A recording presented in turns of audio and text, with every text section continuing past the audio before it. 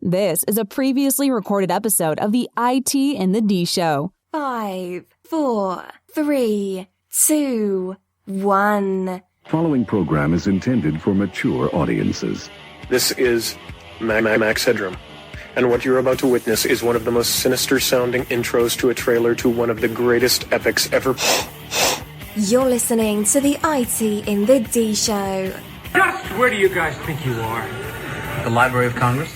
Detroit? Beyond the sun? Any of those, right?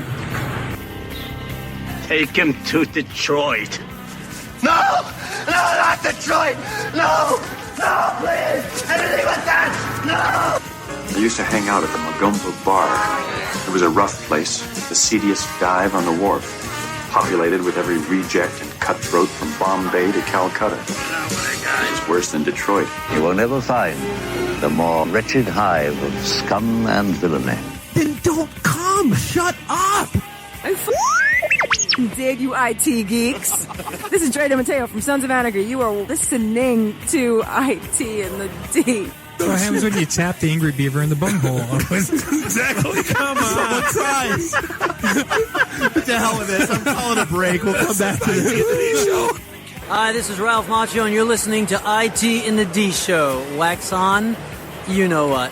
So you have no boots. No. You have no gloves. No. You have no hat. No. You have no scarf. No. You have no scraper. No. How long have you lived in Michigan? All my life. You, sir, are an idiot. I don't care. What's up, everybody? This is Billy Zapka. Sweep the leg. Listening to IT in the D Show. No mercy. I may have to wipe the geek off. Hi, this is Martin Cove, John Kreese from the Karate Kid movie, and you're listening to IT in the D. Yes, Sensei! Are we at a break yet? Hi, I'm Ernie Hudson, and you're listening to IT in the D. All you nerds out there. Nerds. Nerds! What is a nerd? I'm a nerd, and I'm pretty proud of it. This is Scott Steiner, Big Papa Pump. IT in the D Show is your hookup. Holler if you hear me. You're in your underwear? I'm in my underwear. Hey, let's hang out. No, I'm sorry, honey. I have a headache. I definitely want to see Bob in his underwear. That's a fact. Hello, everybody. This is Ming Chen from AMC's Comic Book Man. I'm a techie. I'm a nerd, fellow podcaster. My favorite podcast is IT in the D. I can't say no, and I don't really want to. Well, especially with the back doors open. It's just too big. It's way too big. Really? Should we talk about this? Tag team it. Should I keep going or should I stop? We just lost our clean tag on iTunes. This is Robert Hayes, a tit striker to my mother. When I'm not hanging out at the Magumbo Bar, I'm listening to the IT and the D Show. It's worse than Detroit. Is there such thing as a meat hangover? I love my Monday meat steak. Hey, folks, this is WWE Hall of Famer Hacksaw Jim Duggan, and you're listening to the IT and the D Show. Tough guy. Ho! My name is Michael Zapsik from AMC's Comic Book Man. You're listening to IT in the D. So, what would you little maniacs like to do first? The question isn't what are we going to do, the question is what aren't we going to do. Ludicrous speed! Sir, had you better buckle up? Buckle this! Ludicrous speed! Go!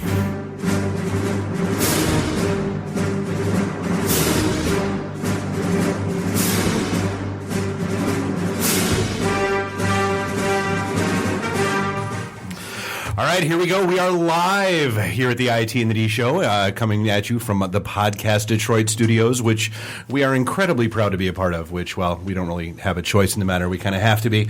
But yeah, so episode 120, we are flying Bobless. Bob is in Texas on business. I feel like that sounds like some kind of disease or something. It's like, I'm sorry, we're Bobless. Well, he doesn't quite understand why helicopters don't go to space, so flying should be a really good thing for him. Oh, he also doesn't understand how airplanes work. We've had that drunken conversation. Didn't he just land? Yeah. No. Did he have like 1,000 questions for the pilot when he landed? No, apparently all he said to the pilot was, good luck, we're all counting on you. From airplane. That's it. That's Bob when he flies. But no, so here we are, episode 120. Let's just go ahead and take care of a little business just to get that out of the way.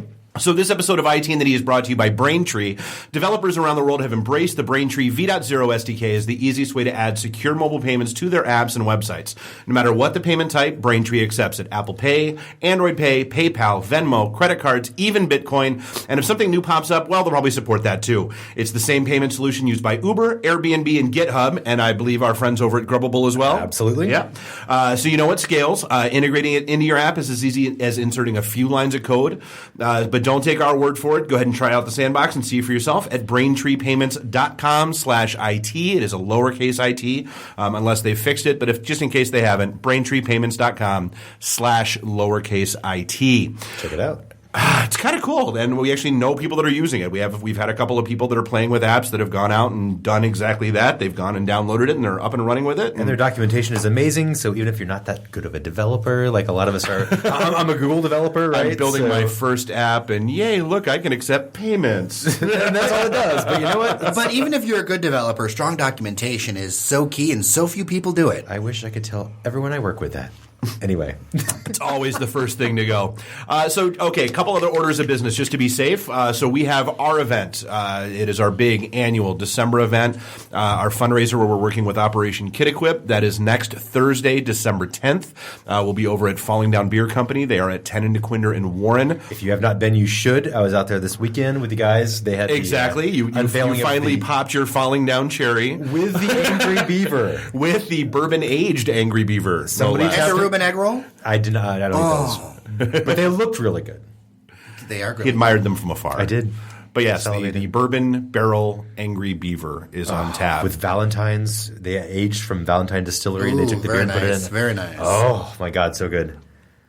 Outstanding. Speechless. And it'll still be there next week, which is really all that matters, let's be clear. So we'll be there from 5 o'clock until whenever. The best part about the whole thing is that we are working with a 501c3 organization to help kids here in the area have a better holiday season, as you know from past years when we've done this. And if you don't, well, that's why we do it. So everything you donate is tax deductible. Companies, if you're out there looking to write a check to get those nice little end-of-the-year donations in under the wire, here you go. And if you work for a cool company like I do, you totally, check with your charitable giving folks. Your HR department may actually match your donation to a certain amount. So great way to double your donation up and help a bunch of kids have a really great Christmas here in Detroit. Yeah, and we're going to have, we've got Kevin Wilson, who's a great local musician. He'll be out doing a phenomenal acoustic 80s set that I saw at a bar a couple weeks ago and immediately booked him because he sounded great even before I started drinking heavily. But that's the true test. And then the more I drank, the better he got. Oh. So the baseline was high before I even started. So yeah, phenomenal night. He'll be there. We've got at least one of our shows is going to be broadcasting live. We've got the folks from Thursday night, the 5 Gear Show, will be there broadcasting live. And since Detroit Beercast or the Detroit Beer, I'm completely having a brain cramp. The Detroit Beer Press people are firing up here with their podcast this Thursday night. Their second episode will be a live broadcast from Falling Down Beer Company. What a great way to spend your second job. So work all the butterflies out here on Thursday and then go right to the wolves. But yeah, so I mean it's going to be a lot of fun, and I think a lot of our shows from here are going to be coming out to support and just hang and have a good time. So yeah. Good cause. Awesome. Well, we were there on Black Friday, right? So we were. The rest of the world was in chaos, or were they? Apparently not so much. So Black Friday sales were down across the board, which I have no problem believing because the apps on my phone for any place that involved shopping were trying really, really hard to get me to come shop. Hello, Dave. Come join us. Yeah, exactly. Dave. Hey, have you seen this? Have you seen this? 5% have you seen this? crap, Dave. Have you seen this? Have you seen this? Have you seen it? I mean, it 10% was 10% off, Dave. It was exactly. Where's the hook? Where are we going to get you in, Dave? No, I mean it was nuts. And I mean, don't get me wrong. I mean, I did quite a bit of shopping online Friday, but I didn't wait for Cyber Monday. I got all my stuff taken. In fact, there are already boxes. There were boxes arriving at the house on Friday because I started Thursday. That's great.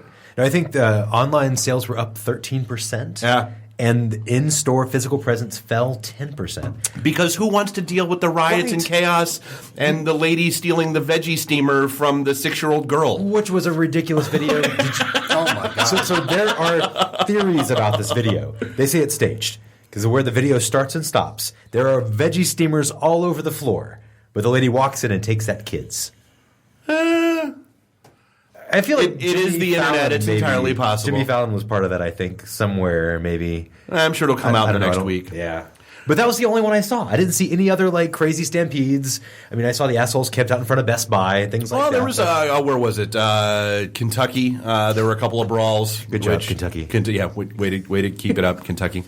There were a few around. I mean, they always make the news. It is what it is. But so the one brawl I was waiting to happen, and this was the day before. This was Thanksgiving. So like many people, so there was food and there was Lions game. In fact, and I talked about this. So Theo Gridiron, for those of you who know him, the guy that sings Forward Down the Field at Lions games whenever they score, has a show here on the network, and I sat in with him during the 6 o'clock hour when he was having his show, and Rob Sims, former Lions player, called in, and we were yakking and talking with him for a little bit, and I had to ask him the question, because if you watch the game on Thursday, there were some animal rights activists that made their way onto the field with a sign. Were they naked? No. Oh, okay. No, thankfully, by the way they looked. Thankfully. No, they can keep their clothes on.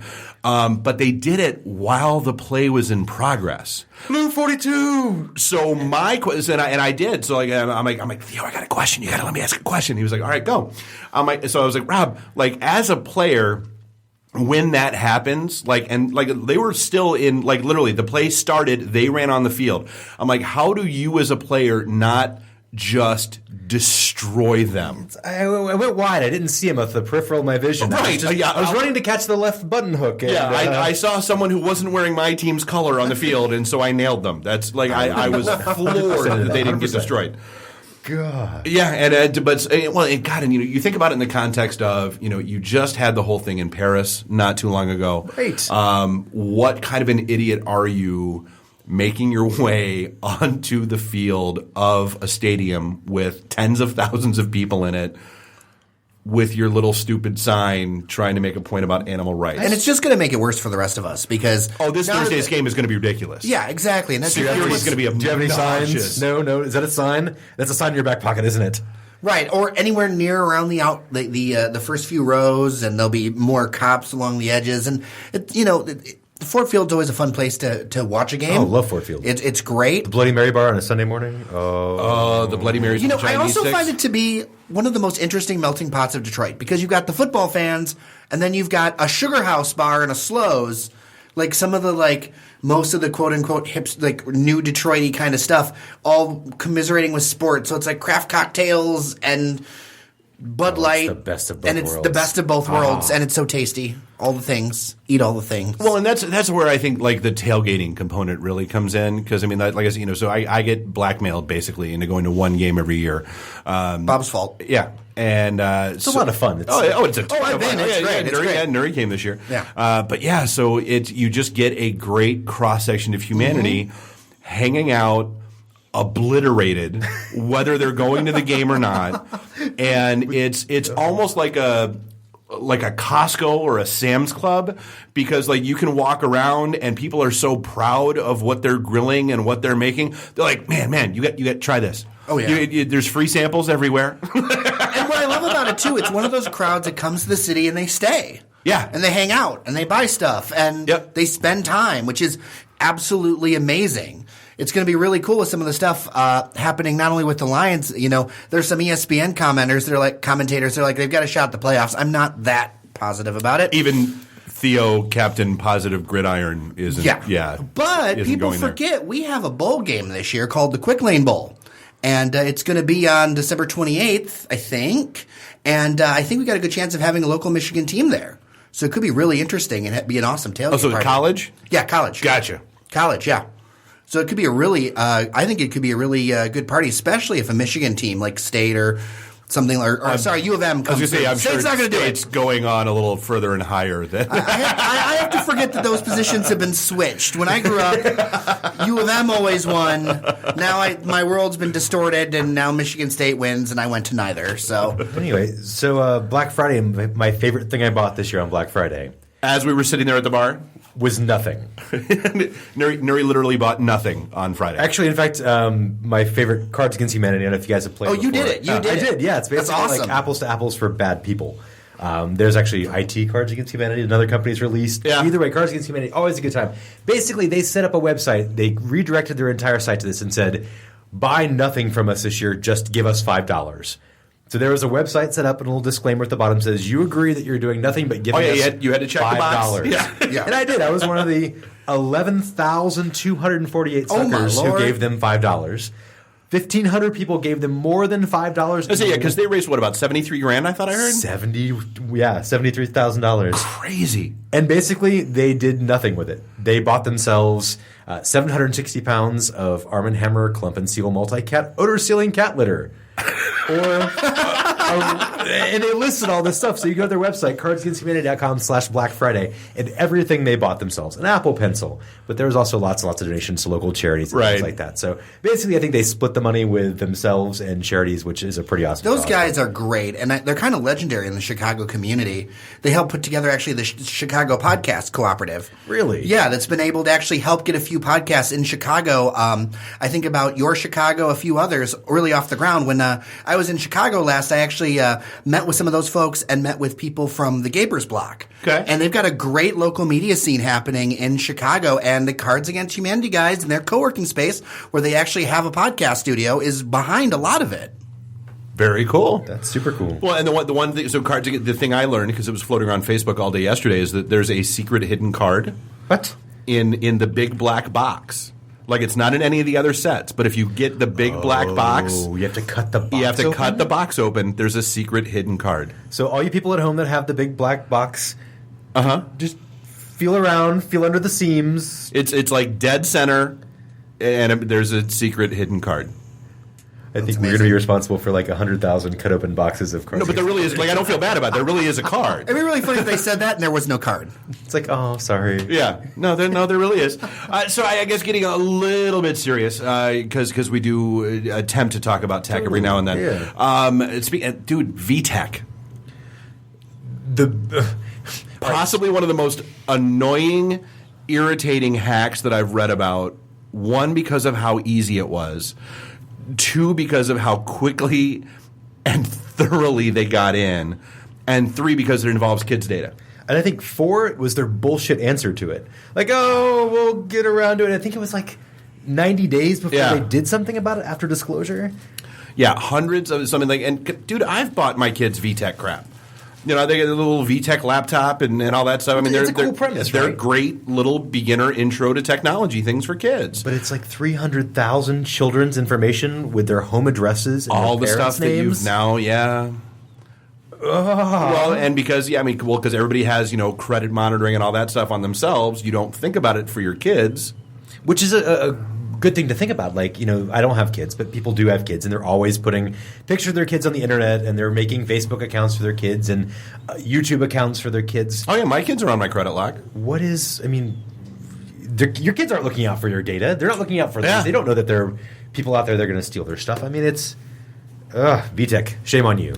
Yeah, and again, it's one of those things where now you have more correlation of data so as a parent, you signed up for the account, you entered in all your kids' data. Now you combine that with the Target hack, a bank hack, with the your Ashley Madison hack, hack. And now you know that Dave has 2 kids, and what do people use for their challenge questions or their their kids' birthdays, that kind of stuff, and now you have that information. It's just everybody should be going to mipwned.com once a day. Right. That's really what it boils down to. And then also on the hacking front, I was really happy to see the New York Times finally write something serious about a topic and actually understand it and get it instead of kind of being as casually dismissive about it as they have in the past. So there was a serial swatter that was taking down gamers on Twitch. And for those of you who don't know what the concept of swatting is, it's not like what you do with a fly. Or to your best friend as they walk by. Good game. Good game. Good game. No, so swatting is when you call a police agency and basically say, hey, I'm at such and such an address. I'm locked and loaded. I've got all these guns. I've already killed X number of people. I'm going to continue killing X number of people, including any cops who show up. Click. Well, and the address that you give is the address of someone who has no idea what the hell's going on, and is just the address of someone that you're looking to annoy or basically destroy from the online world.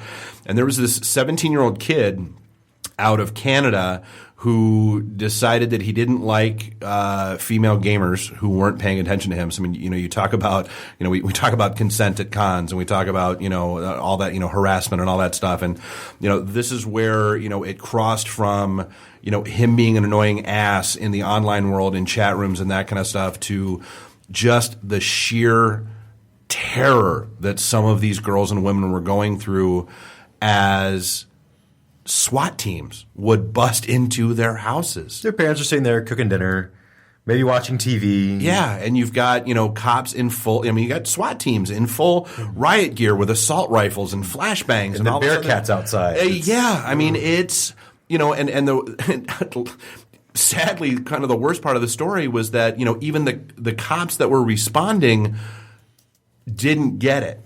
Like, they didn't understand you're a cop and you've never heard of a prank call before. Right. It's basically the prank call of the internet with deadly consequences. Right. And so, I mean, it was nice to see the New York Times did a really nice write-up.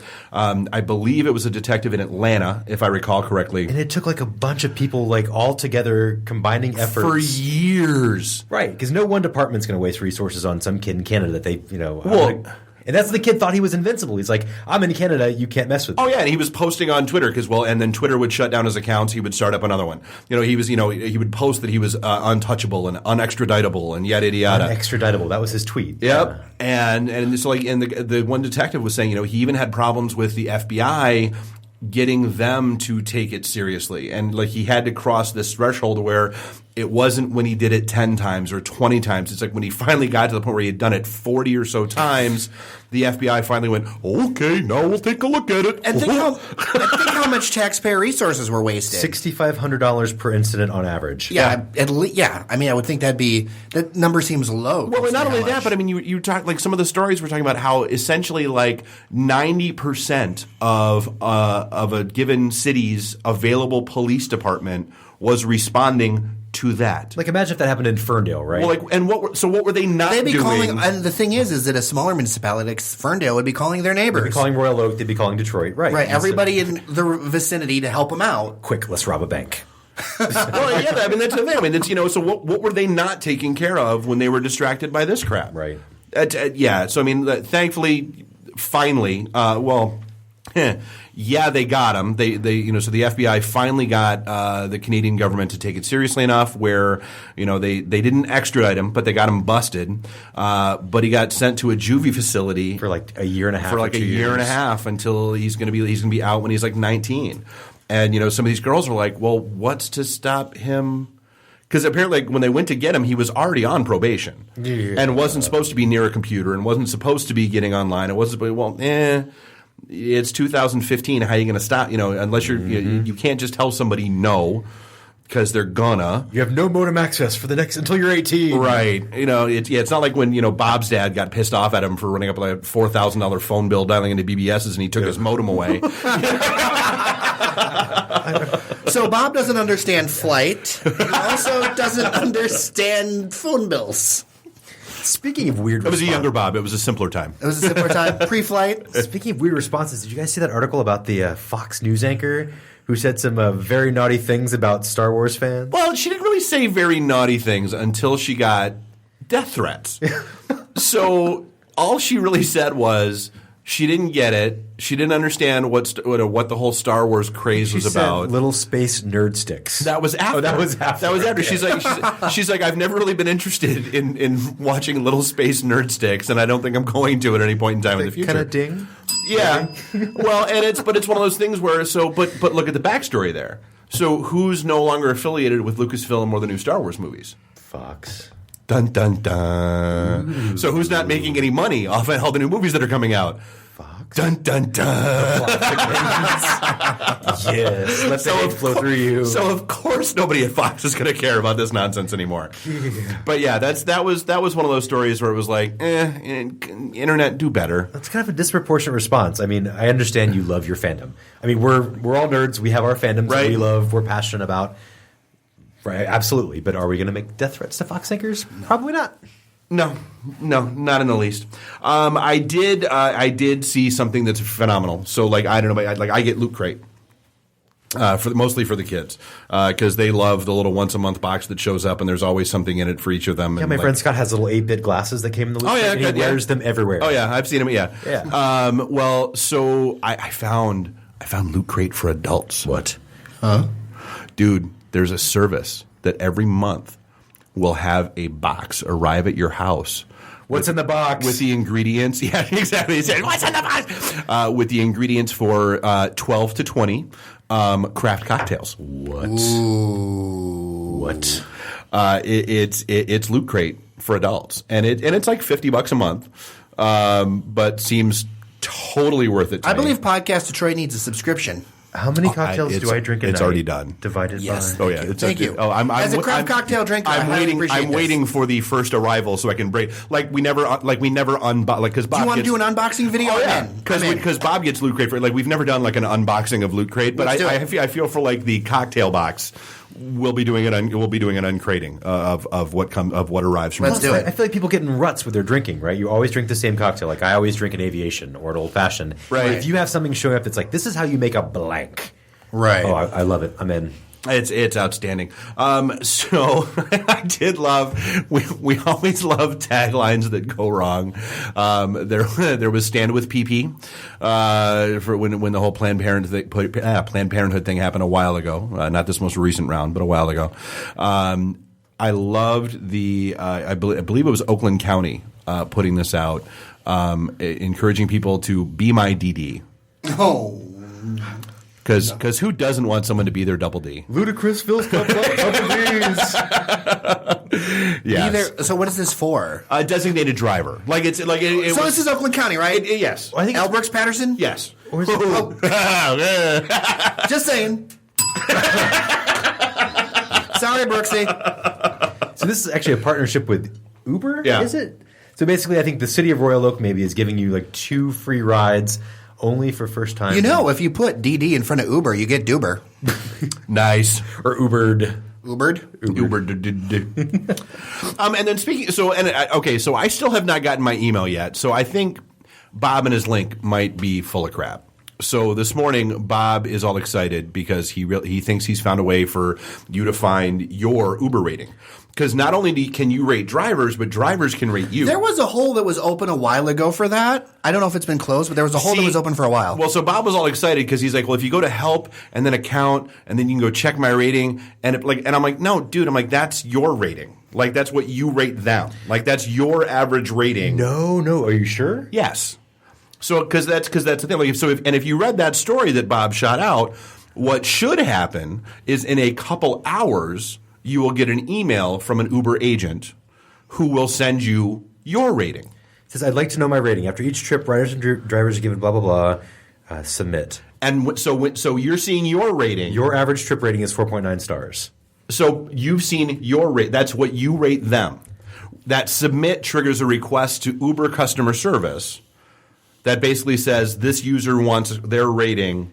Send them an email. That's what was in that link. A couple of months ago, there was actually, I think it was a JavaScript vulnerability or some kind of way you could put in a certain URL, and it would actually spit out your rating that the drivers give you. They had an exposed web service. Right. Yeah, but they closed that hole. Because I'd love to know.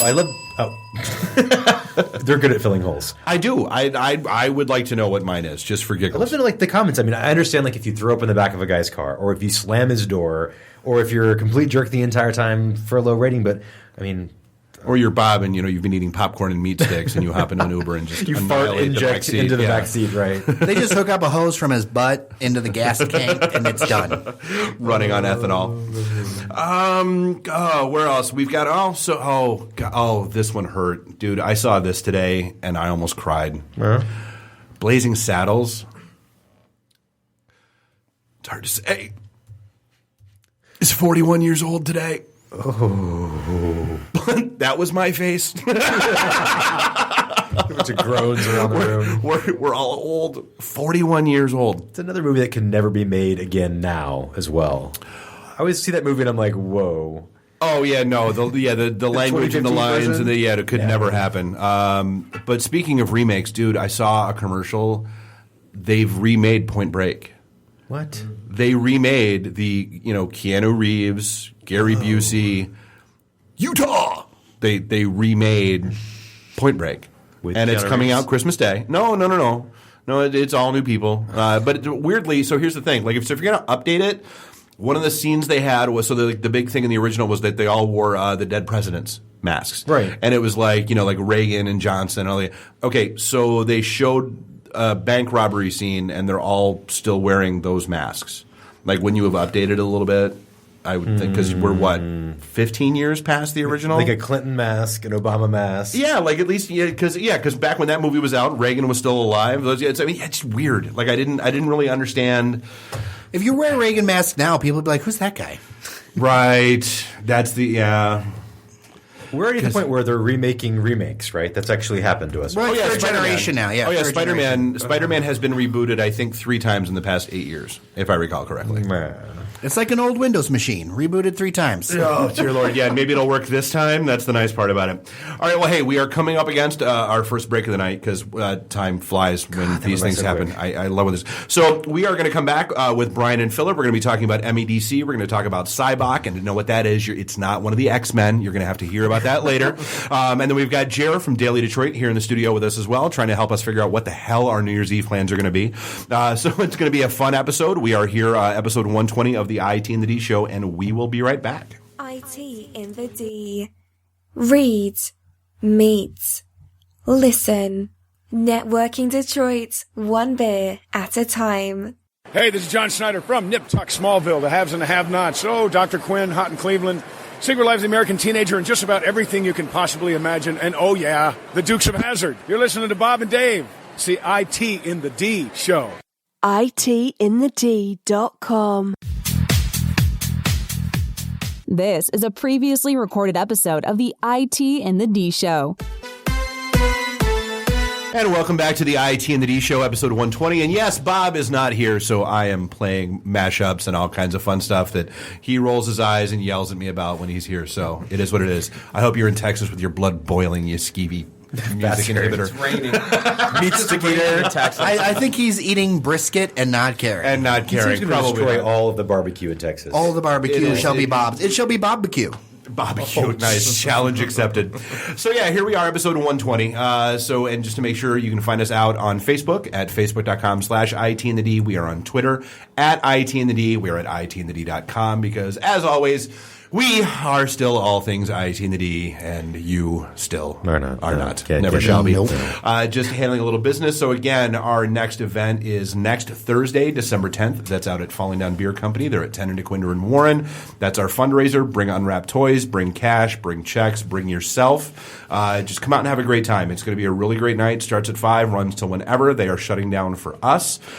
So the more the merrier, come on out. And speaking of the more the merrier, we are here above Activate Gaming, and they are doing an open house movie night on Wednesday night. I believe it starts at 6:30 p.m., if I recall correctly. It is a BYOB event.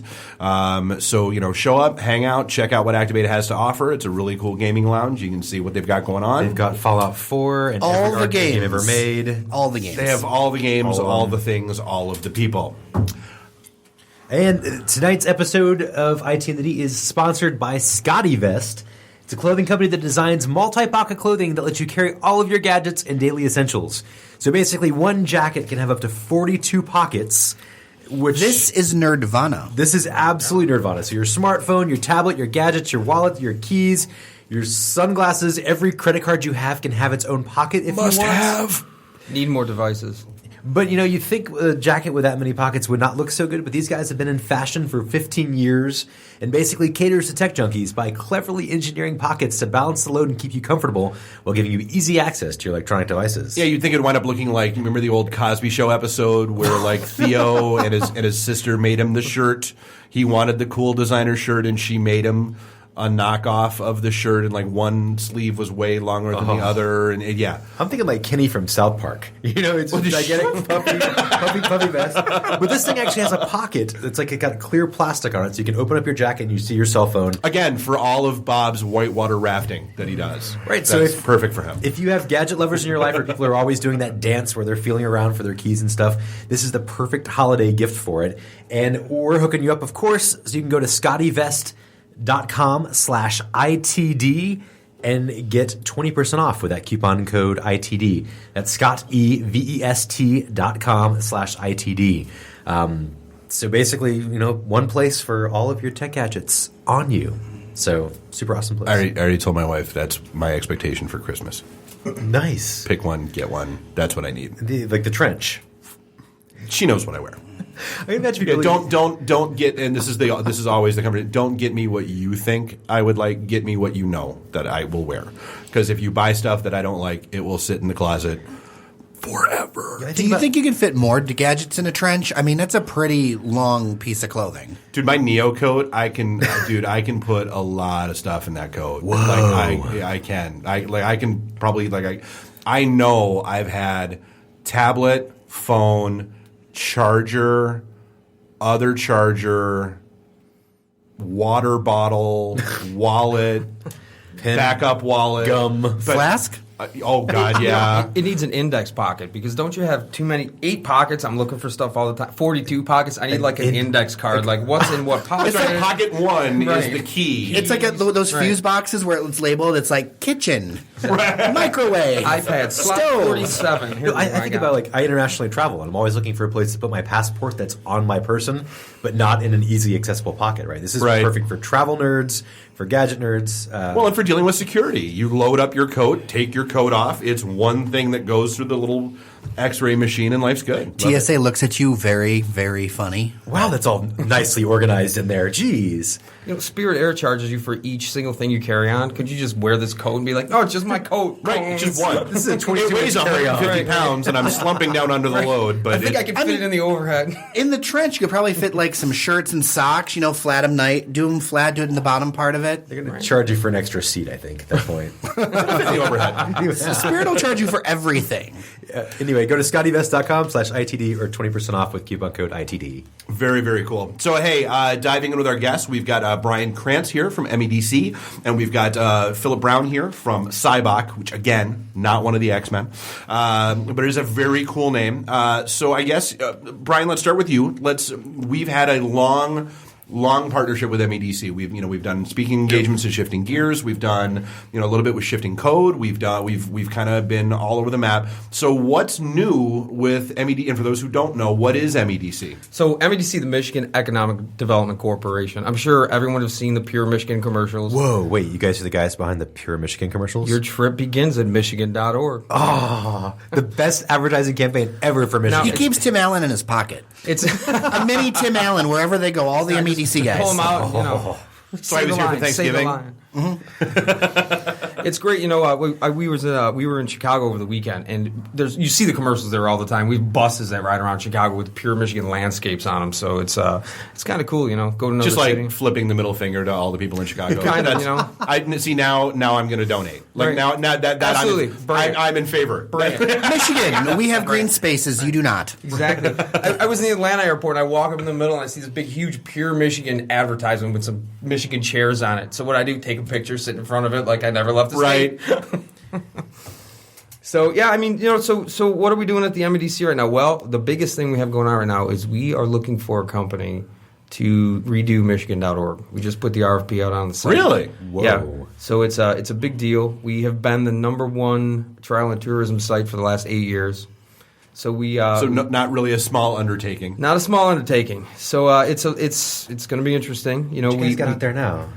We expect to get a lot of. We expect to see a lot. We generally get anything 15 to 20 really solid proposals coming in. So it's an exciting time. It's travel industry's changing, technology's changing. Our site's a few years old. It's a little bit dated, so we're ready to upgrade and get into some new stuff. Well, so I was going to say something. Is it not just the site? Are you looking for an app as well? Are you looking for Yeah, we don't know. We're kind of looking. We were looking at doing a beer app maybe about a year ago, and then we started working on it. And so all of a sudden, like 3 fantastic beer apps came out across the state of Michigan. Beer Advocate and all kinds Yeah. of. There are actually local Michigan beer apps. Exactly. So we were looking. Well, we were looking at it, and we're like, wow, that's exactly what we were going to do. So we didn't have to do something like that. But one of the goals, that we're really looking for is to take the site and make it mobile. So if you're on the site, it's the same experience. You open up your phone, you grab your iPad, whatever. Responsive web design. Yeah, what a web novel design. concept. Yeah. So we actually think we were the second site to do responsive design. We were a couple weeks behind Oregon, I think it was. Oregon. I know. They're free range or chickens. Idaho, one of those places. Ducks. This actually looks really good on my mobile device. I'm sitting here, I'm looking on my Mac, and I'm looking on my iPhone. It's a very similar experience. So we aim that's to good. please. Yeah. So so I mean, that's a big thing. I mean, we're doing that. We'd like to do a little bit of a refresh, maybe early spring, late winter. We're kind of working on something like that right now. So no big feature, no big functionality. But when we get into the new So site, you got a lot of content out there. So I mean, yeah. We have not only do we have our partners, but you look at all the things that happen in Michigan, all the tourism places, the hotels, everything along those lines. I mean, you're looking at tens of thousands of properties, things that need to be updated. The content alone is the management is unbelievable. Oh, I would imagine. Yeah. I mean, we had some people, full-time staff, just making sure places were still open, still there, same phone number. I mean, it's just, it can get a little crazy. Like the yellow page. Hey, just call in to make sure you're still there. Right. Hello, Hyatt Detroit. Are you still there? Yeah. Oh no, you're the Adoba now. Oh, okay, all right. It's more like, hey, mom and pop somewhere. Are you guys still? Is your bread and breakfast still open? And, Yeah. It's quite an undertaking to manage all that content. So we're looking to do some things, hopefully some innovative things. We've done. We're working with a company out of Birmingham called Clicktivated.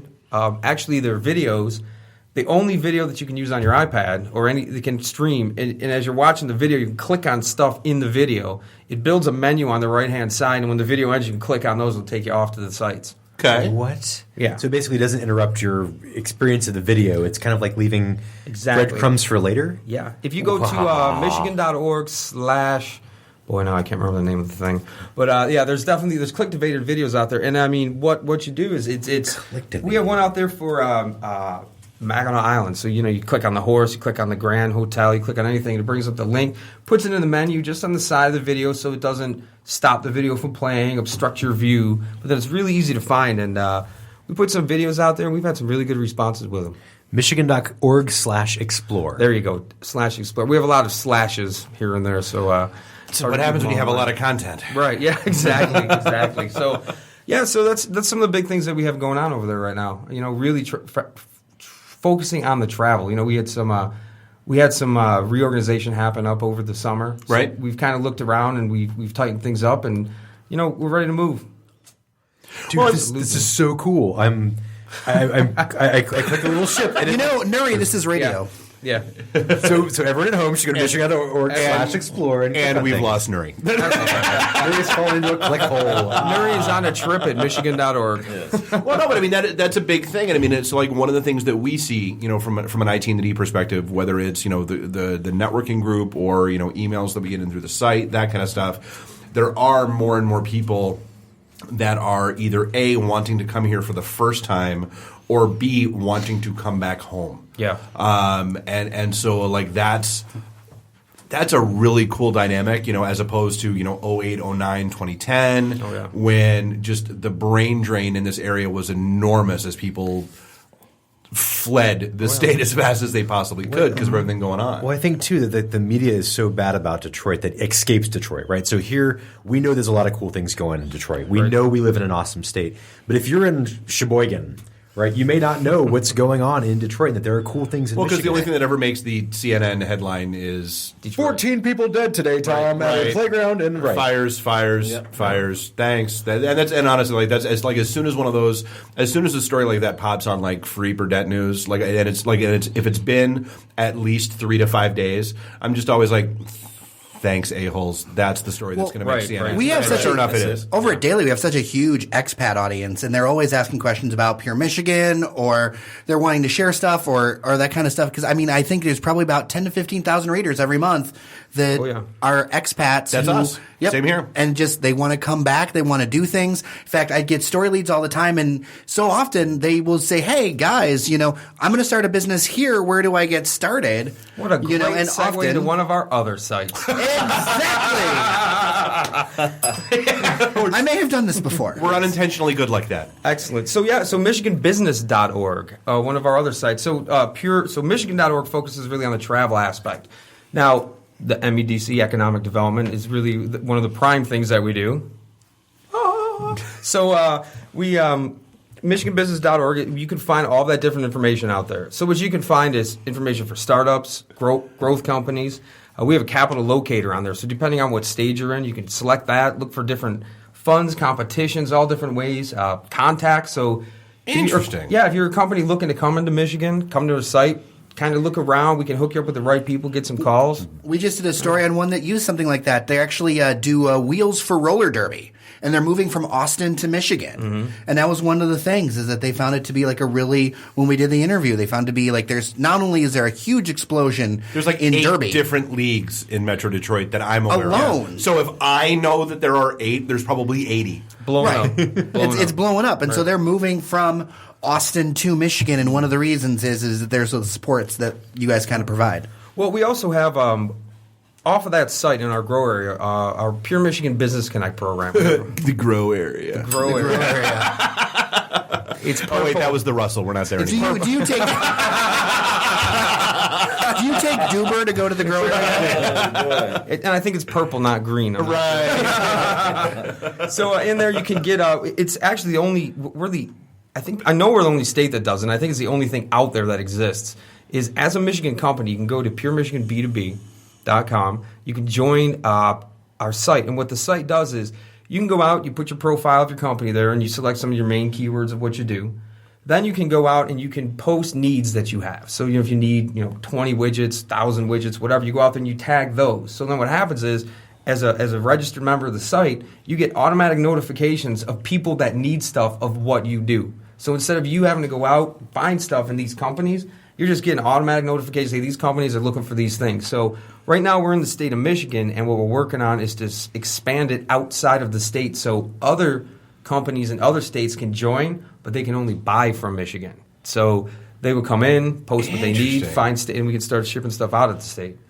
So we're the only state that does it. I don't even see other applications out there. There's a few other that maybe tailored manufacturing in some places like that, but it's really a big connection point. This is so cool. I mean, looking through the website, I see the picture of the McClure brothers there, which is like a great success story of some folks who came from New York and moved to Detroit, opened up a factory, and make the best freaking Bloody Marys in the entire world. I feel like that'd be a very drunken search, though, if you're in the middle of the night going to the B2B, like, I need pickles!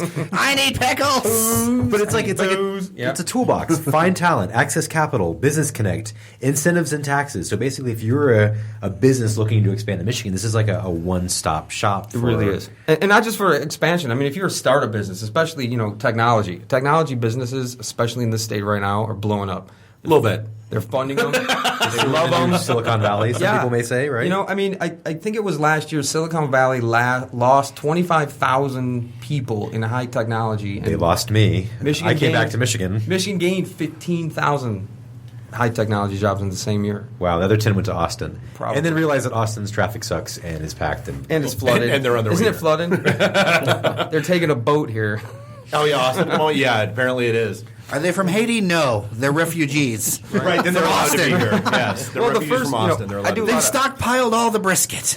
I've traveled a lot, and this was the first year I've gone anywhere. We were out west this year doing some hiking and talking to people. Where are you from? Oh, I'm from Detroit. They're like, oh. This year, oh, you're from Detroit. Really? Wow. I really want to go there. And I'm going, what? You're like, really? My work is done. We talked about this a couple weeks ago. I went back home to New Hampshire for my high school reunion, and literally the initial exchange with my Uber driver was, "Hey, so where are you from? Detroit? You're not carrying a gun, are you?" Really? I just got off an airplane. It was not in my ass. There's a lot in this trench. A gun is not. Right. No, we all have lockers at the airport where we leave them when we have to leave the state. So the next person from Detroit, we all know the code. It's a gun check. little tag. It's Gunder. We gun share between our fellow Detroiters. Exactly. Oh my god. So trust me, I don't have it on me. Now, if this was Vermont, I'd be able to pick one up on my way in. Right. Or Texas. Right. Texas, they let you bring it. Yeah. They don't think they let you in if you don't have one. Right. So I guess let's touch real quick on CYBOC and what that is. This is a huge thing. We talk about hacks and security damn near every week. Sure. So what is CYBOC? CYBOC stands for Cyber Operations Capabilities, and I started the company because of the landscape. Over the past few years, how many hacks have you guys just got through talking about VTech? And countless. And it's just it just goes on for days. And so what I noticed, I left my job to do this. What I noticed was that there was a lack of companies and a lack of effort to provide end-to-end cybersecurity services. And so when I say end-to-end, I mean we start with a risk assessment and we go all the way through to continuous monitoring. And I can talk about those steps later. We just talked about that, actually. So we went to Secure World and talked with a couple of companies there. And one of the things that we noticed was everybody has their own silo, but no, there's not like the umbrella that sits on top of those silos that say, here's how you make all this nonsense work together. Well, that's our model. We wanted to make sure that when we approach... Congratulations, there's a niche. It shouldn't be a niche. I mean, that's what they say in business, scratch an itch. That's right. Hey. And Google was a niche once. That's the problem, that it's a niche. I mean, if your approach... And don't get me wrong, all of these companies are doing excellent jobs as silos. I mean, there's a lot of them that are doing a lot of good work, but it's not the complete package. When you're talking about cybersecurity, you need a complete package. Not only do you need to understand your environment, but you need to understand all of the steps, including human capital. You need to understand that the folks who are taking care of your data need to be trained properly. If they're in a certain position, you need to understand that they know what they're doing. Because oftentimes what happens is folks are in positions that have titles and they have responsibility, and they really don't know what they're doing. Well, it's like the Peters principle. So what? Well, it's like the Peters principle, right? Like people get promoted to their level of incompetence often. So I'm partnered with a company out of Chicago, and they're called the Arete Consulting and Technology Services. And what we've done together is combine forces where we can provide this holistic approach to cybersecurity, which should be basic, but it's not. And so we've aligned ourselves with several strategic partners who are the leading tool and technology providers of cybersecurity services in the world. And I won't name any of them because they're big companies and I don't have permission. But suffice it to say... That's unfortunately how that works. They have just a few letters, not a bunch of letters, right? Yeah, exactly. ABC companies. They own really short URLs, not really long. Megaglobal.com. Exactly. And so what we're able to do is provide the best service, the best in the business, the best the world has to offer. All right, so I'm going to cut this right there. We're going to go ahead and take a quick break. That's a perfect tease to lead into the conversation in the next segment. So here we are, the IT and the D Show, episode 120. We'll be right back learning more about CYBOC, Michigan.org, and we've still got Jer over here from Daily Detroit on deck. We'll be back in just a sec. IT and the D. Read, meet, listen. Networking Detroit. One beer at a time. Hi, I'm Brittany Daniel from The Game, and you're listening to IT and the D Show. ITinthed.com. This is a previously recorded episode of the IT and the D Show. And we're back with episode 120 of IT in the D. We're here relaxing comfortably in our safe space above Activate Gaming in beautiful Ferndale, Michigan. I am Nuri the LOST. I'm here with Dave the Geek. Bob the sales guy is doing sales guysy things in Dallas, Texas tonight, eating barbecue, wondering how plane works. It's magic. Probably figuring out where the strip club is that he's going to take everybody to close the deal. Sales guys are always doing. We are proudly part of the Podcast Detroit Network, and we damn well better be. Find us on Twitter, Instagram, Facebook. Check us out on LinkedIn. We've got a really vibrant LinkedIn community. We got about 6,000. We're over 6,000 people there now. It's kind of crazy. Yeah, so find us at all the usual places at IT in the D. Just a couple things real quick. Don't forget Thursday, December 10th at Falling Down Brewery, which is at 10 in DeQuinder, which is just a 7-minute trip from Ferndale. So if you live in Ferndale, Royal Oak, it's 7 minutes to get to Falling Down Brewery. Come out and support Operation Kid Equip, which is a really cool charity based in Detroit. And the bourbon barrel aged Angry Beaver. Come tap in case you need. You got to tap, because if you listen to the intro, when you tap the Angry Beaver, someone cries. That's how that goes. Yeah, you cry because you're so happy. It's so damn good. So come out and support that. It'll be really great. That's December 10th, Falling Down Brewery. Also, this week, Wednesday night, December 2nd, here at Activate Gaming, which is just downstairs here in Ferndale on Hilton Road. Open house, movie night. Bring your own beverage of choice and play all of the classic arcade games. Yeah, all the games. Fallout and 4. all the new ones. Yeah, not just the classic ones. I mean, they do. They've got a couple of stand-up games with every MAME emulator known to mankind in them. They've got the Xbox Ones, the PS4s, the Wii U's, the Rock Band stage with the new Rock Band, the new Guitar Hero, the old Atari Flashback consoles. They've Marble Madness with an actual thing you can play the marble with. A foosball table. ColecoVision. Yeah. Oh, there's one of the retro consoles down there. Dude, it's ridiculous. It's nerdvana. It absolutely is. So hey, real quick. Let's talk money for a sec. Truth is sometimes honest. Hardworking folks need a little extra, and some banks don't always make it fast or easy. But I can tell you who does. It's Avant. So there is a company who gets it. So Avant provides access to personal loans from $1,000 to $35,000 without ever having to step foot inside of a branch. You simply go to avantoffer.com, and that's AVANT offer.com. Check your competitive rate. Checking your rate is risk-free. There's no impact on your FICO score. You complete your application in minutes. The funds could be in your account as soon as tomorrow. You can see how easy and convenient borrowing is through avantoffer.com. So Avant will give you a $50 Amazon.com gift card after you make your first payment on time. Seems pretty simple. You're going to take out a loan. You make a payment on time. Sweet, you get a $50 Amazon gift card. Who doesn't like shopping at Amazon? Can I take out a $50 loan to get a $50 Amazon gift card? Well, it does say $1,000. So maybe. So what you could do is take out the $1,000 loan, pay it off immediately, get the $50 gift card, and still be $50 ahead. Is it a 0.5% ROI? Who knows? We've done dumber things for lower ROIs. Yes. So for this offer, and to check your rate risk-free, go to avantoffer.com and enter promo code TRUST. That's AVANT offer.com, promo code TRUST. It's avantoffer.com, promo code TRUST. And then here's the deal. So, and this is always the fun part of, stuff like this. So loans are made by WebBank. Funds are generally deposited via ACH for delivery next business day. If approved by 4:30 p.m. Central Time, Monday through Friday. FICO is a registered trademark of the Fair Isaac Corporation. Amazon is not a sponsor of this promotion. Other restrictions apply. See your website for details.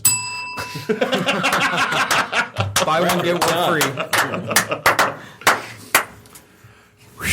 That's nice. So we dive back in with we dive back, and I want CYBOC to be one of the X-Men. What would the superpower be? We could always get a character. You totally should. You can always have a character identify us.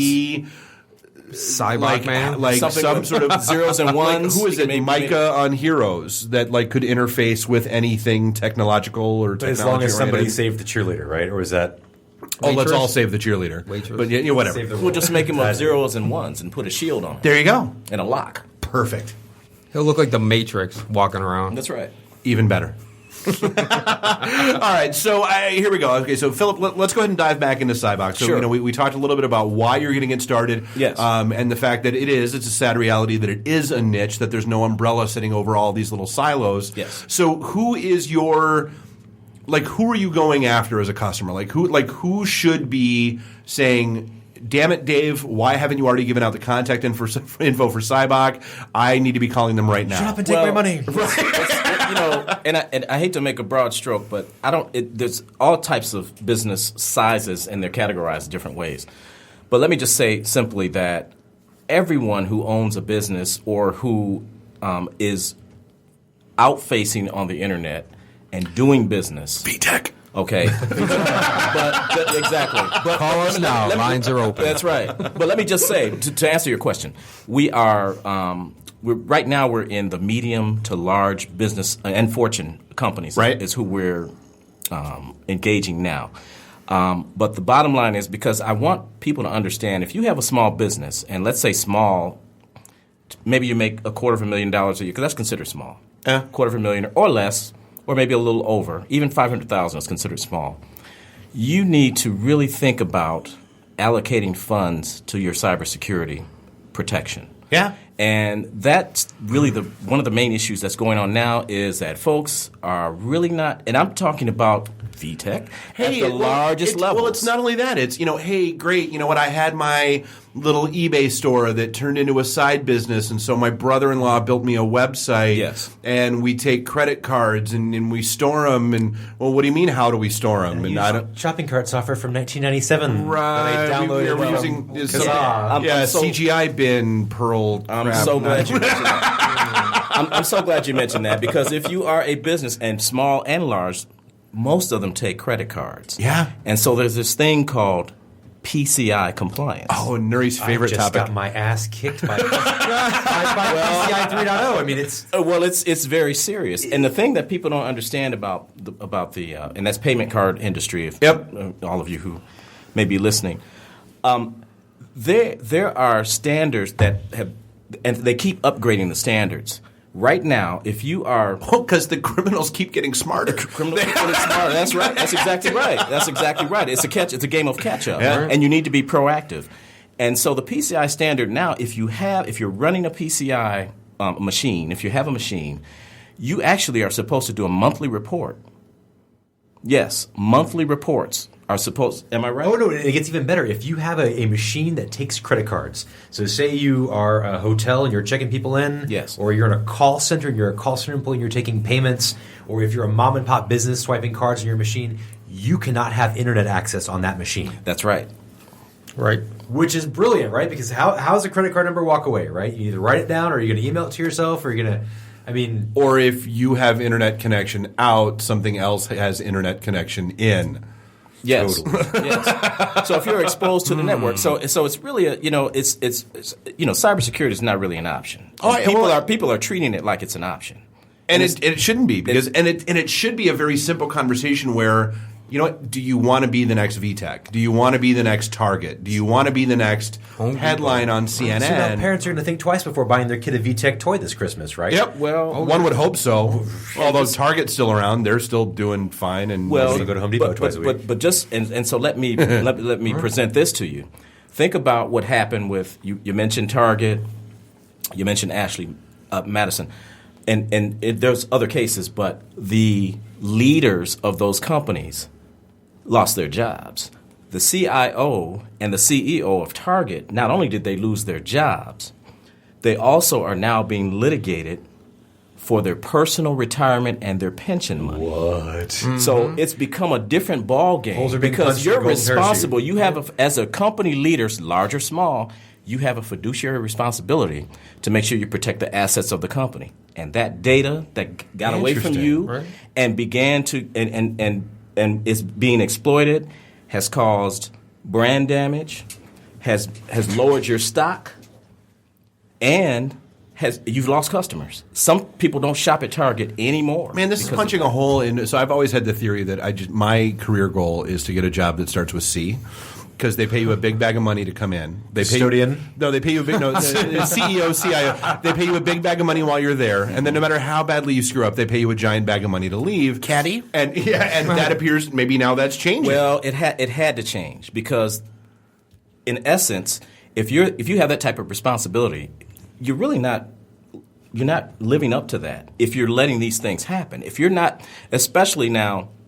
I understand, big organizations, you just can't have your hands on everything. Right. But there are certain things. You have to have the right people around you. You have to have the right people around you. And there are certain things that you have to have in terms of your policies and your procedures and your mission. And the main thing is protecting the company assets, whatever that takes. Right. Well, data is a company asset. That's what I mean. That's exactly right. Data is. See, but you say whatever it takes. But there's always the guy like me that's sitting in meetings, banging his shoe on the table, going, I don't think you understand how the internet actually works. That somebody inevitably trumps going, well, yeah, but the business needs this done now. Yeah. Right. Yeah. And that's, so like the whole thing that we talked about this when the hack that came out. VTech? Well, not only that, when somebody took over somebody's car. Oh, yeah, they're hacking. Yeah. They've done that twice. Yeah, so like that there's an engineer somewhere in like the sub-basement that's going, I believe I wrote a paper and sent an email about that several times that you would nobody. I said that to expose this API to the world. And so like that's the catch-all. Like yes, it should be by any means necessary, and it should be at all costs, but it's not practical. Here's what's going on. We're going through an evolutionary process now in terms of the way people look at cybersecurity. So it's not an instant change. It should be. You would think practically, if you have a house and you don't have the proper locks on your doors, you would go out right away and get the proper locks on your doors, no matter what it took. It's just not the same. Companies, it's an evolutionary, and which evolution means usually a slower process. Right. It should be more of a paradigm shift. Yeah. Well, isn't there also a lot of money often invested in legacy systems where you've got to where they perceive you have to capture an ROI, yada yada yada yada yada yada yada. Well, you got costs on top of that. Well, now we have to shut down the legacy system, convert all the data, spend all that money, take all that time away from the things that we need to be doing now to move our company forward. So it's like, well, throw some money at it. Let's just keep it. So how do you solution around that? Oof. Well, the first thing to do, the first step to all of this, is to get a risk assessment. That's the first thing you do, so you can figure out where your vulnerabilities are in your environment. That's number one. Now, you may have legacy systems, et cetera, because we've dealt with that. We've dealt with situations where people, don't want to make a change because they have like you said, a legacy system supposed to last so much time. But now you have to balance. You have to weigh it. Or let's be honest, just the typical IT. These boxes are mine. Yeah, well, that's ownership. It's difficult to pry their hands off of it. It really is, because you're right. It's a very protective thing too. The other thing that people have to understand is that we're not trying to make someone look bad. We're not trying to make someone look like they're not doing their job. We're just trying to make sure they can keep their job. Yeah, that's what we're really trying to do. We're not coming in. Well, and to some degree, it's your job to think of things that they may not be thinking of day to day. Oh, they're not and really, to be honest with you, they shouldn't be thinking about those things day to day. IT. One of the theories that I have is that I think you should separate cybersecurity from the IT department. Interesting. I've never heard this before. Yeah, I really think you should do that, because there are some intrinsic. It's kind of like the investigative unit in a police department. It's kind of like that. Exactly right. Yeah. There are some, intrinsic barriers between the two that would come up in situations, just like you said, when you have the police department and you have, what do they call them? The investigative internal affairs. Internal affairs. The IA. They call them IA. Nobody likes them. Yeah, no one likes. No one wants. But it could become kind of the wolf guarding the hen house kind of thing. So you need to have all companies, even companies who have cybersecurity professionals. You still need to have an outside third party looking at your systems, because people who are within the system oftentimes don't see what someone coming from the outside. And that ought to be 101. I mean, that's QA 101. You never have a developer test the code they wrote. You would not believe how many corporations out there have internal people doing penetration testing, vulnerability scanning. Oh, no, I would. Yeah. So, it's really not the same. It's really not the same. It's really not the same. It's just not the same. And so I would just encourage, if people just can just get a picture of what your landscape is. You may be a little intimidated because the other thing I'll say, cybersecurity is not cheap.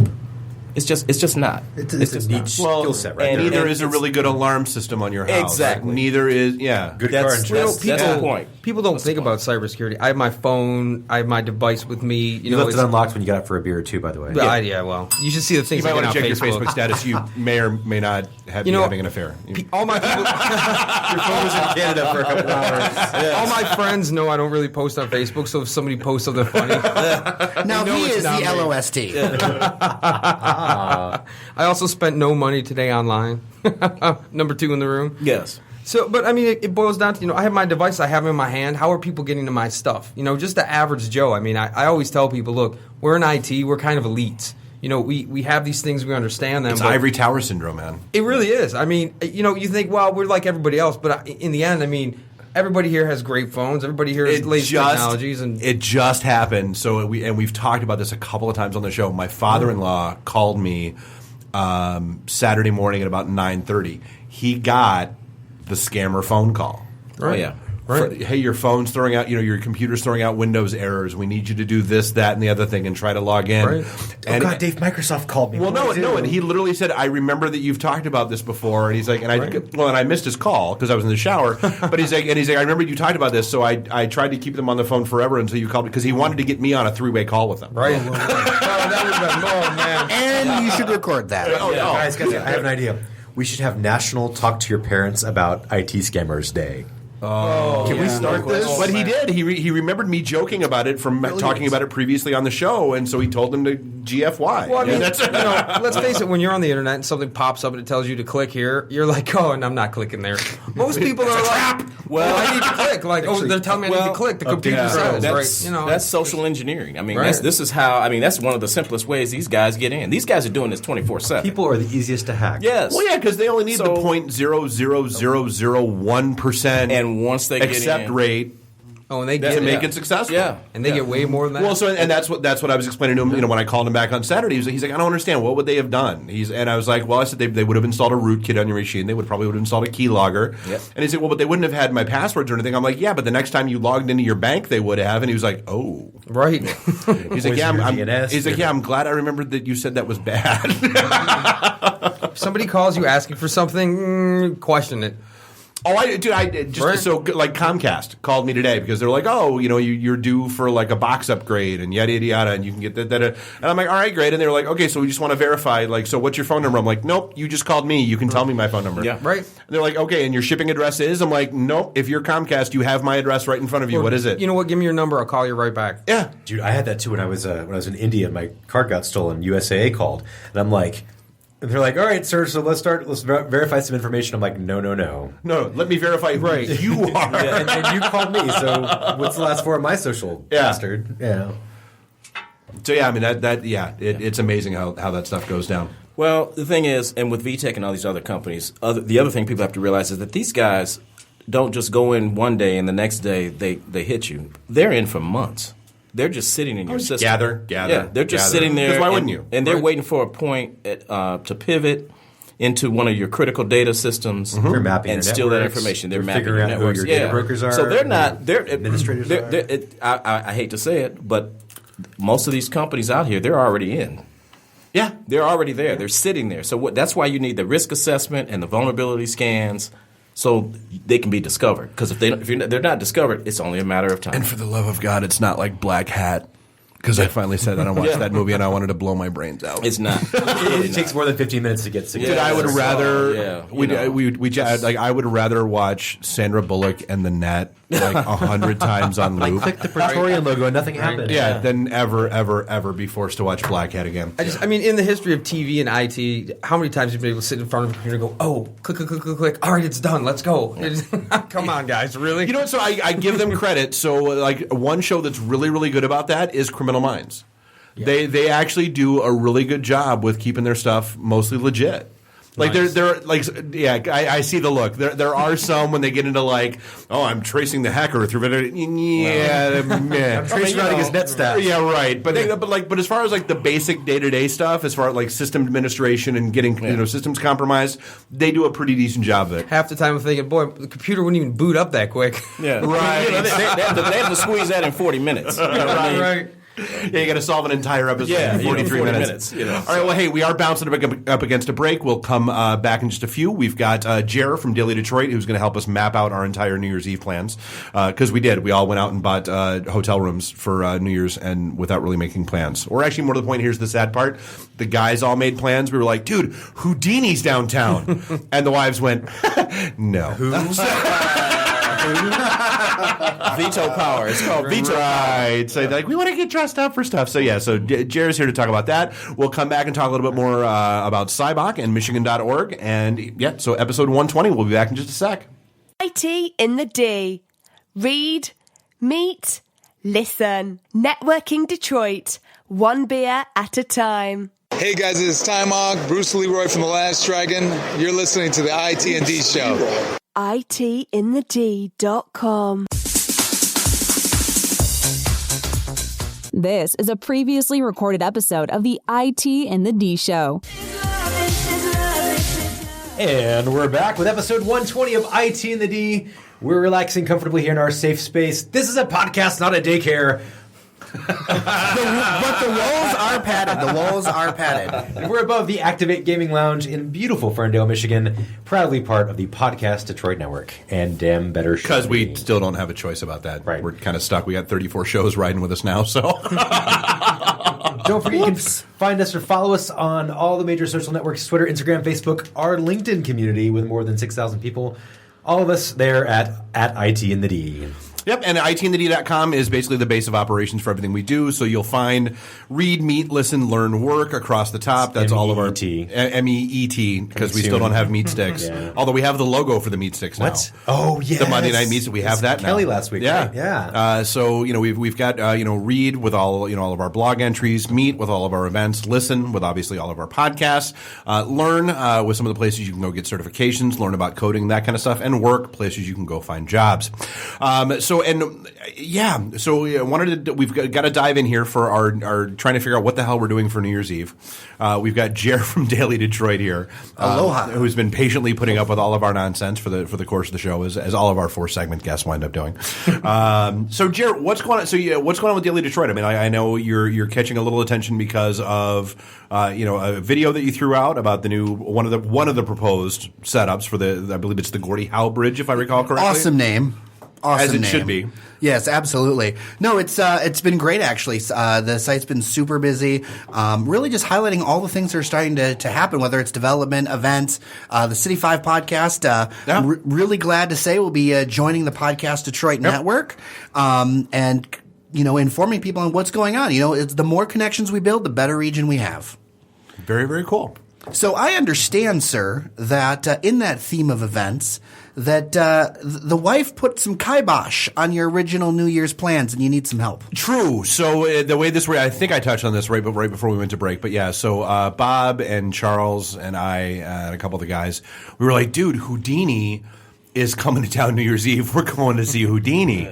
And then no, we're not. So what you're telling me is because apparently the wives do not care about the freaks come out at night. Looked you straight in the eyes and said, "Who?" So what are you? Oh no, my wife actually knew who Houdini was. Like when she's like, "Is that the?" And she like named some. I'm like, no, it's the freaks come out. She's like, "Oh, I love that song," but we're still not going to go see them on New Year's Eve. No. So what you're telling me is that Charles is not in charge. No, Charles is hardly ever in charge of our days, but not of our nights. Right. Not of our nights. and so the Houdini plans disappeared. They absolutely did. They absolutely did. But yeah, so we did. We've got ourselves hotel rooms downtown for New Year's Eve, and we have dinner plans at 7, and then we don't know what we're doing after that. All right. Well, here's the thing. With that in mind, I've queued up a few things that are a little bit, shall we say, fancier. Have you curated his evening for him? Oh, I've curated the hell out of it. But have you made reservations? So first off, the first thing I've got to definitely say is that you've got to see the drop, because now Detroit has its own the D drop. There is the D drop, right? And it fills Campus Martius. Maybe you use your double D Uber code if you're coming from Oakland County. There's so many puns in one place. To watch the D drop, you guys take the double Ds to watch the D drop in Campus Martius. That is definitely a subreddit, isn't it? No, there absolutely that has to be a subreddit.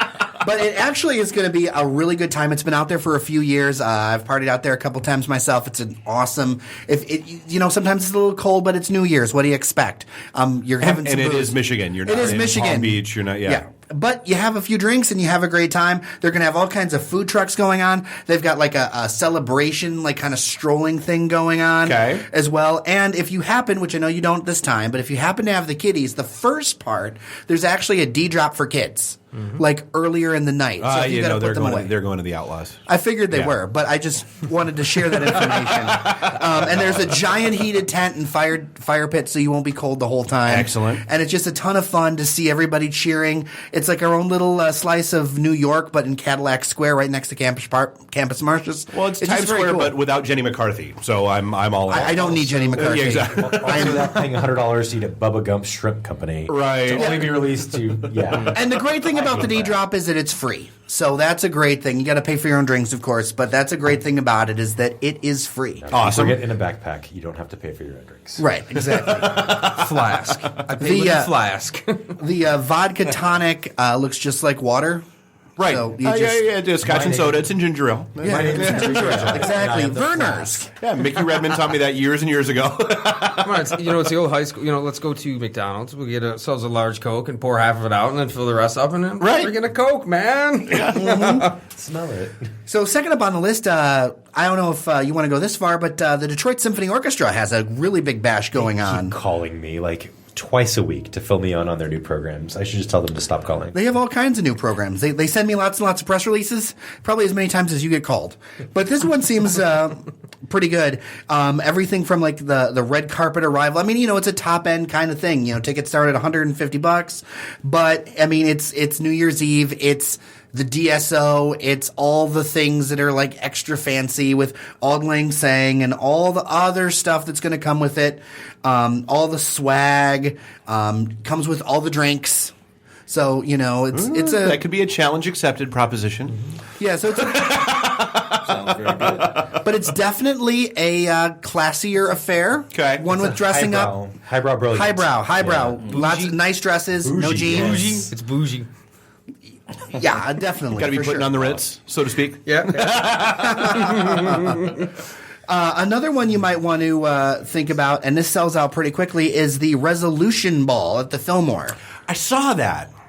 It's definitely something that they bill as, I'm not really sure what that is, but I've heard good reviews of it, is that it's a New York, Chicago, Vegas style event all in one in Detroit.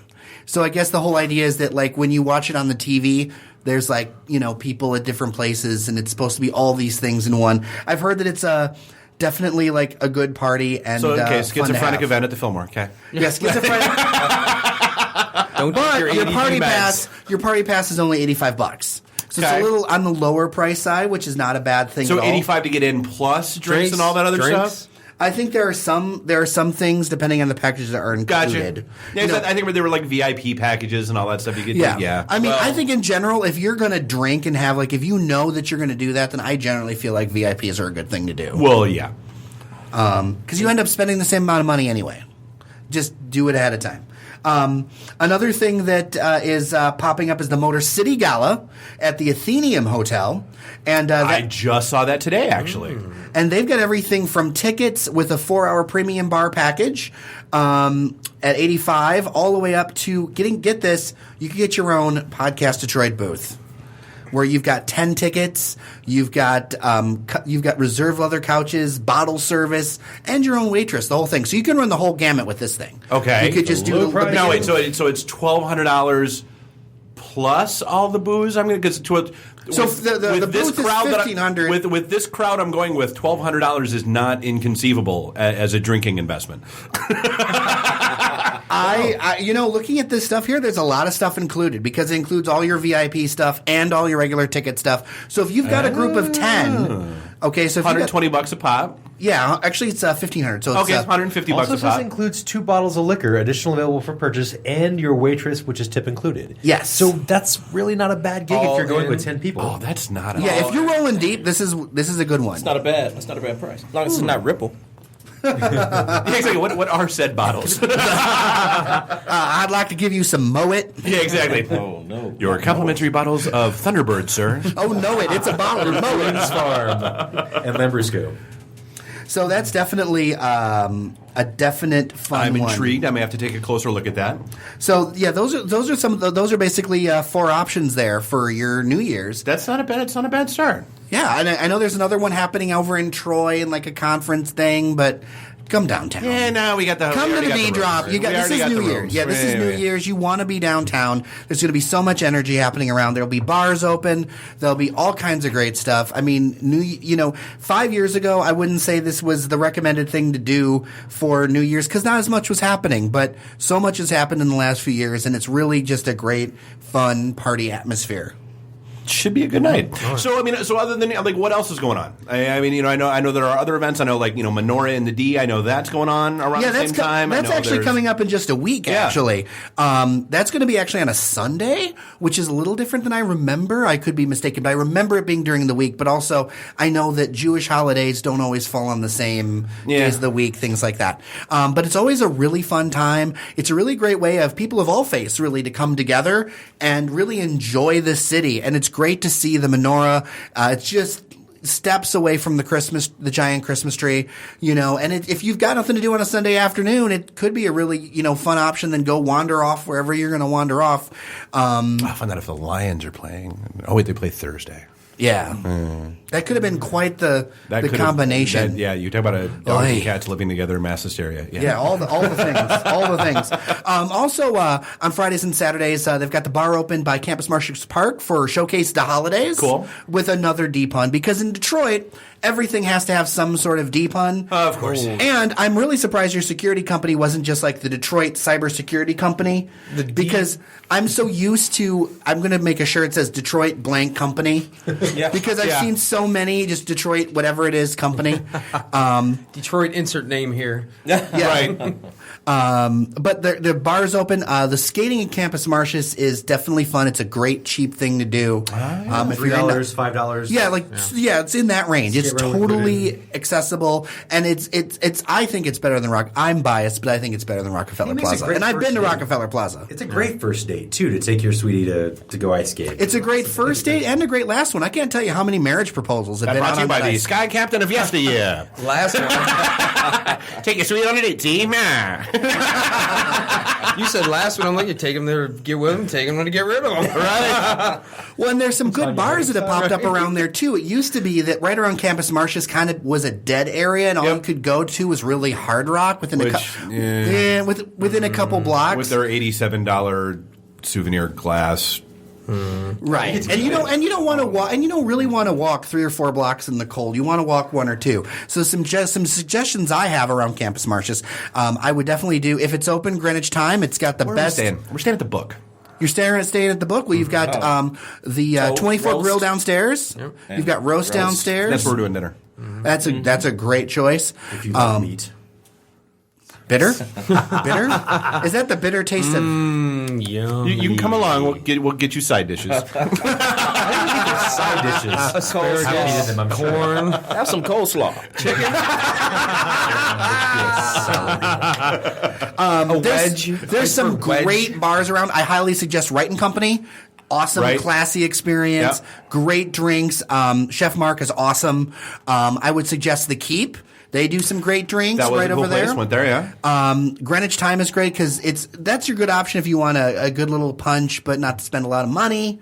Their Long Islands are like ridiculously cheap, and you need 2 and you're done. No, I do remember. That's about all I remember about that place. Yeah, that's all you can remember about that place. That's a good Long Island. What's the Townsend? Isn't there the Townhouse? Townhouse, which is open down the way. Yeah. It's Grand Trunk. Yep, you've got Townhouse, Grand Trunk. There's a whiskey bar now upstairs. Yep. At the Grand Trunk, which is great.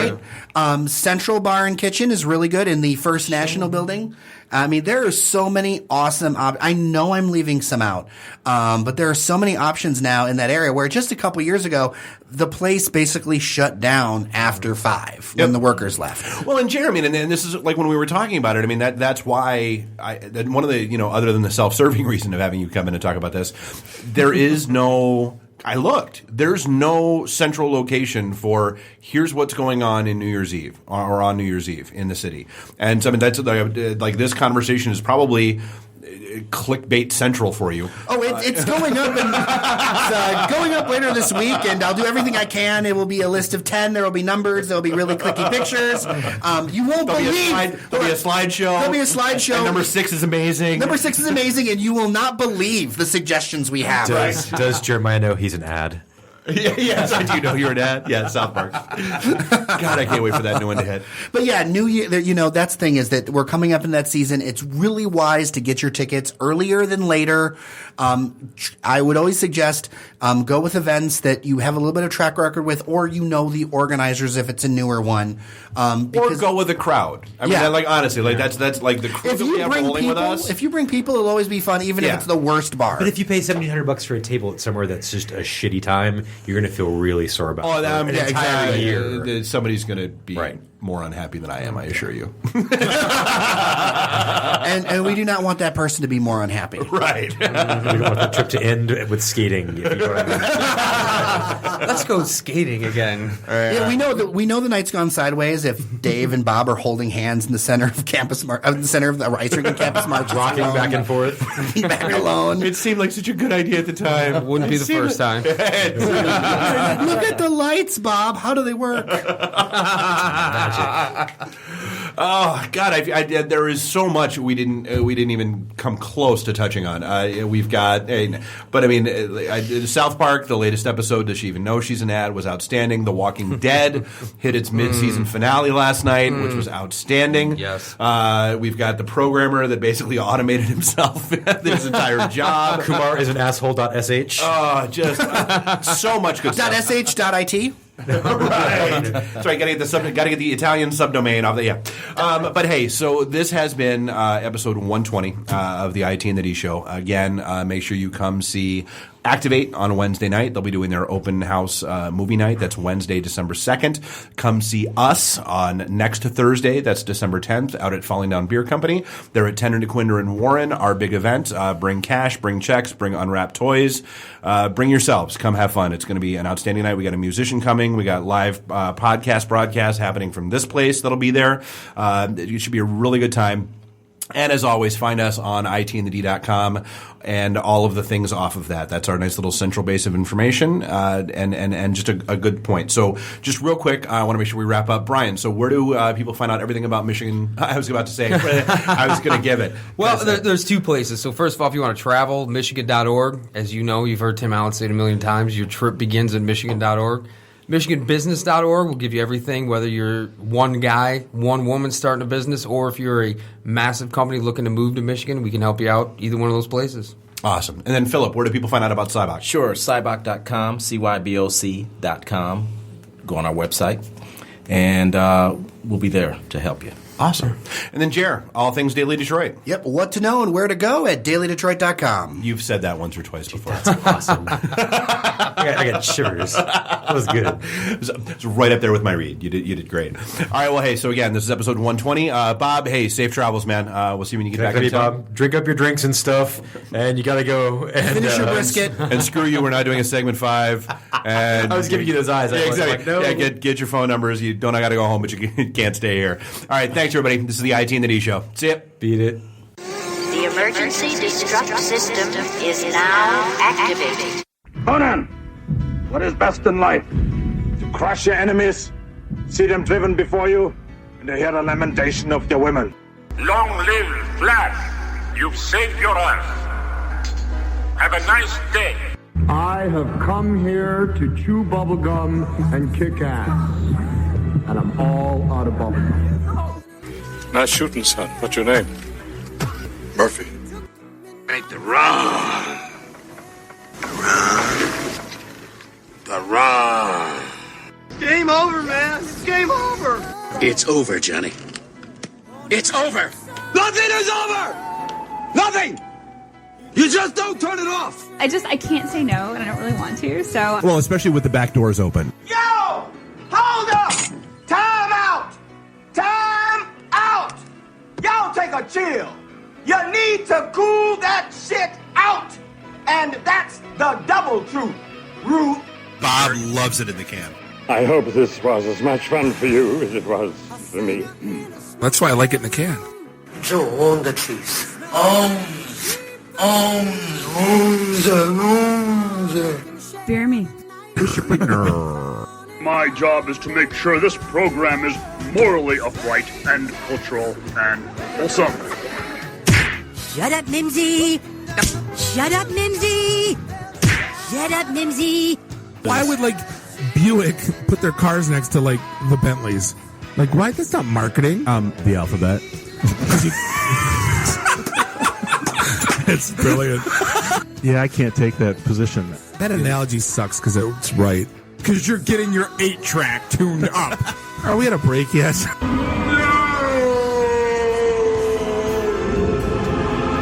Yeah, so now I'm just like doing like stupid stuff to make me laugh. Venture capital is not the end game. When are we going to talk about me? Jane, you ignorant slut. It's my show. I can say what I want. Kiss my ass, go home, unplug, get off the goddamn internet. You are everything that is wrong with the internet right now. You're so white right now. I'm the whitest guy in the room. Just explain it to me. I love this city. I was banging on the wang. Really? Should we talk about this? Tag team it. Should I keep going or should I stop?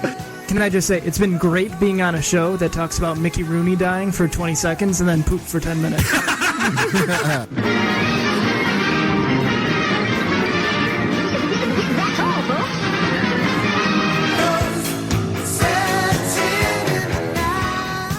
This is a previously recorded episode of the IT and the D Show.